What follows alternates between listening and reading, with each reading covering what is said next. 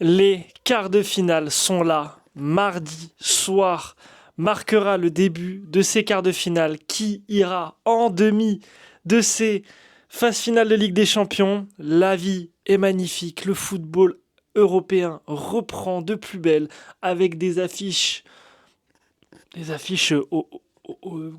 au petit soin, quoi. Au petit soin, c'est des petits bonbons, là. Les affiches qu'on va avoir, c'est vraiment des petits bonbons.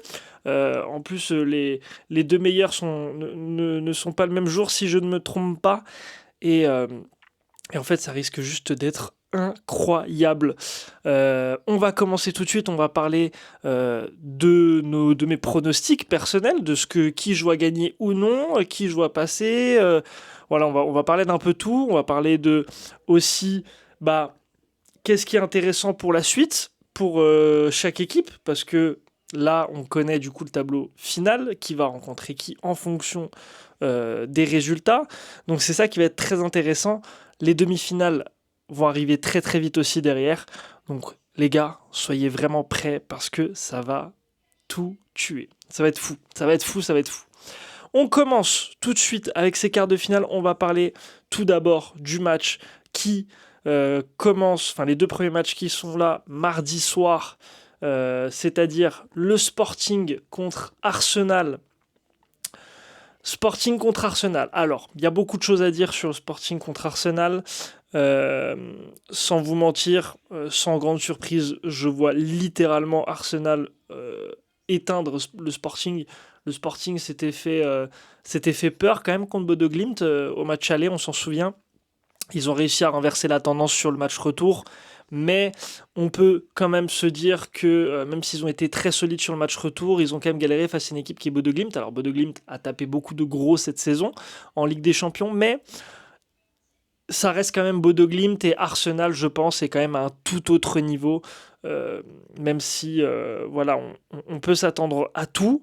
Le Sporting est chez eux, ça va être dur de jouer là-bas pour Arsenal, mais je les vois quand même confirmer dès le match aller. Je ne vois pas de potentielles grandes difficultés pour eux. Honnêtement, Arsenal, même si sur les 5 derniers matchs, il y a quand même un nul et 2 défaites et 2 victoires. C'est quand même très très solide, hein. Ça a perdu contre Southampton en FA Cup. D'ailleurs étonnant, je ne me rappelle même plus de ce score. En EFL Cup, ça a perdu contre City aussi en finale. Ils ont pas gagné le titre. Mais bon, normalement, ça devrait confirmer contre un Sporting qui est quand même en deçà de ce gros Arsenal qui devrait arriver en Ligue des Champions.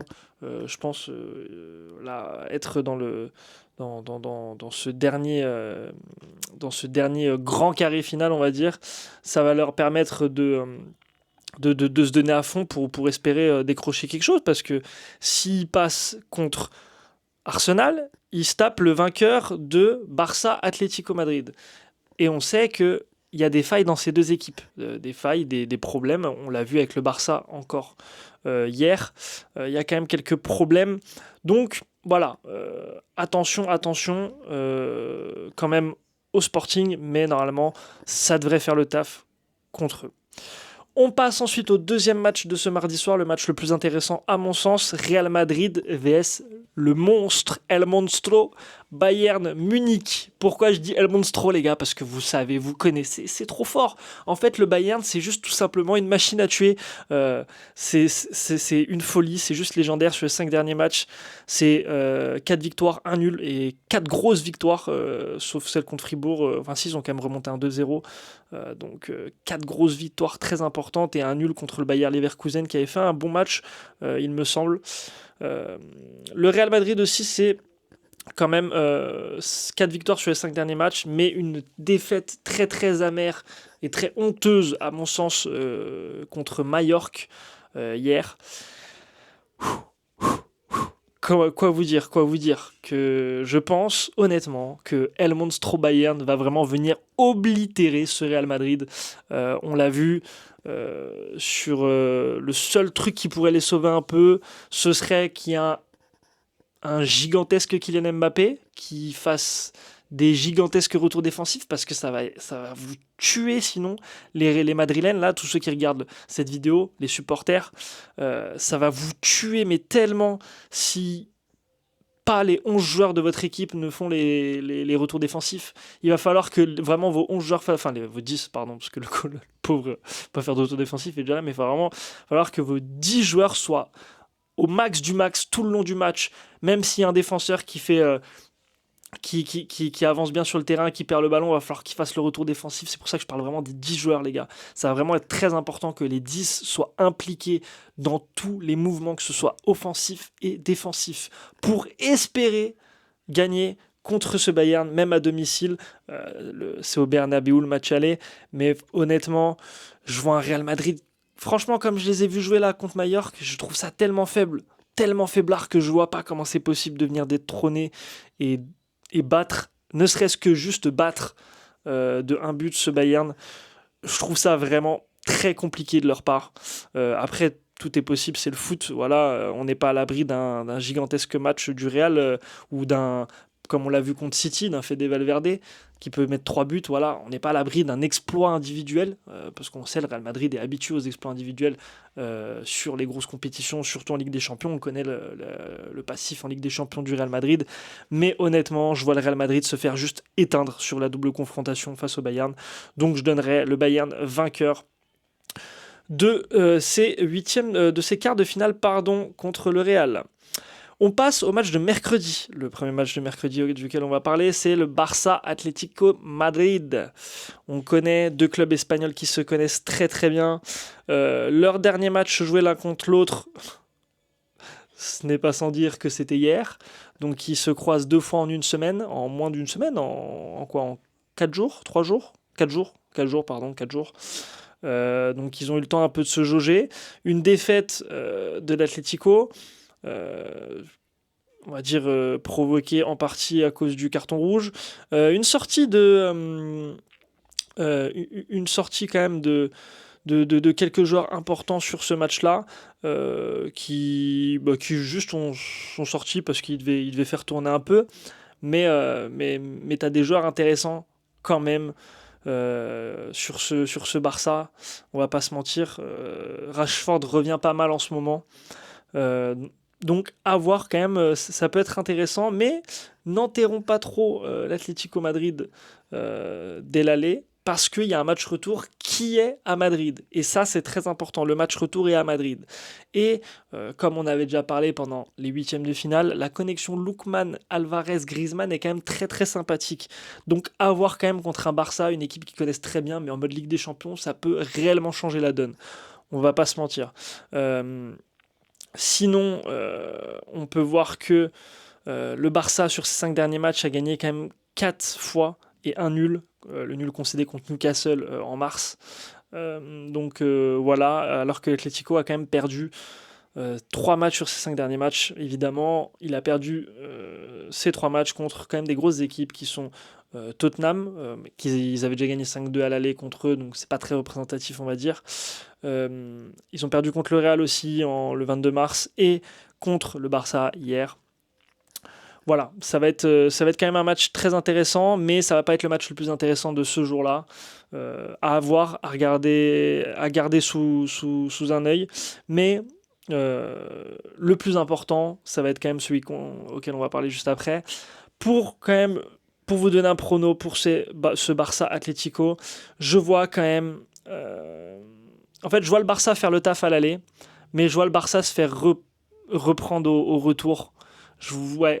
Pour moi, au retour, il y aura un truc qui va mal se passer, et je vois le Barça choke au retour. Voilà ce que j'en vois. Pour moi, c'est la surprise des quarts de finale. L'Atlético qui bat le Barça sur cette double confrontation. On passe au match le plus intéressant de ces quarts de finale, évidemment. Pourquoi ? Parce que, je vais pas vous faire un dessin, ce PSG-Liverpool qui est un match qu'on attend, une revanche pour eux par rapport à l'année dernière. Nous, un match confirmation, on va dire, par rapport à ce qu'on a montré dernièrement. On va devoir prouver qu'on est intéressant. Faire ce qu'on a fait contre Chelsea, c'est très bien. Il faut refaire la même chose contre Liverpool. On a quand même pas mal d'avantages de notre côté, mais ça ne veut rien dire. Évidemment, le foot, si ça se ne jouait qu'à ça, le PSG aurait pu être champion d'Europe plusieurs fois. Il y a beaucoup, beaucoup de blessés pour l'instant, confirmés. Enfin, non, confirmés non, mais il y a pas mal de blessés potentiels, je crois. J'ai pas envie de vous dire des bêtises. En confirmé de sûr, il y a du Alisson qui va être très, très, très important pour un Liverpool et qui, heureusement pour nous, est pas là et qui avait fait un match gigantesque l'année dernière, on s'en rappelle. Mais il n'est pas là cette année.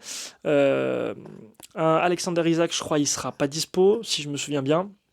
Après, je sais plus, il y avait des incertitudes. On va rien dire de sûr tant qu'on n'est pas sûr. Il peut tout se passer, on le connaît. La chanson. Euh, à une veille de match, on aura vraiment toutes les infos sûres. Donc là, on pourra en reparler parce que je vous referai vraiment une vidéo complète, analyse, si vous êtes chaud. Donc n'hésitez pas à liker, à vous abonner et à lâcher un petit commentaire pour me dire si vous êtes chaud pour que je vous fasse une vidéo complète de chaque match en termes d'analyse. Ça peut être très intéressant. En tout cas, nous de notre côté aussi, on joue ces 2 confrontations d'affilée. Il n'y a pas de match entre, parce qu'on avait demandé le report qu'on a eu gracieusement. Merci. Qui a fait beaucoup débat d'ailleurs. Bon, enfin, bref, c'est pas le débat. Sur celui-là, sur cette vidéo-là, pardon. Ce match-là, en vrai, je l'aborde avec une assez bonne confiance. En vrai, je pense qu'on a toutes les armes pour battre ce Liverpool. Un Liverpool d'ailleurs qui, si je ne me trompe pas, s'est pris une petite correction hier. Attendez que je vous dise pas de bêtises, mais je crois qu'ils sont pris un petit 4-0 par Manchester City. Ouais. Ouais, c'est ça. Ils se sont pris un 4-0 contre Manchester City avec un penalty manqué de Mohamed Salah. Euh, donc on peut se dire que quand même, il y a des petits soucis. Euh, à voir après, c'est toujours pareil. C'était un match de FA Cup. Ils savaient ils avaient peut-être plus la tête au match contre le PSG. Je sais pas trop comment ils ont abordé ce match-là. J'ai pas regardé du tout, sans vous mentir, je vais pas faire genre. J'ai pas regardé ce match-là. En tout cas, très intéressant. On va pas en déblatérer 150 ans parce que, comme je vous ai dit, je vous ferai une vidéo analyse complète dans tous les cas de ce match-là. C'est sûr et certain. Si vous voulez les autres, on verra. Ce match-là va être une folie. Ça va juste être du pur divertissement. Rendez-vous sur Twitch à 20h, les gars, pour suivre ce match-là. Ma chaîne Twitch, Schmetux, SCHMETUX, comme sur YouTube, tout pareil. Vous allez kiffer, on va kiffer tous ensemble. Ça va être une soirée de folie. Je vois le PSG gagner sur les 2 doubles confrontations. C'est totalement subjectif, il n'y a aucune objectivité là-dedans. On va les éteindre, ça va être incroyable. Merci d'avoir regardé cette vidéo, les gars. Vous êtes des malades, vous êtes des fous, vous êtes incroyables. En plus, on a des désirés doués qui vont potentiellement bien revenir sur ce match-là aussi. Un Dembélé en ce moment qui est en feu.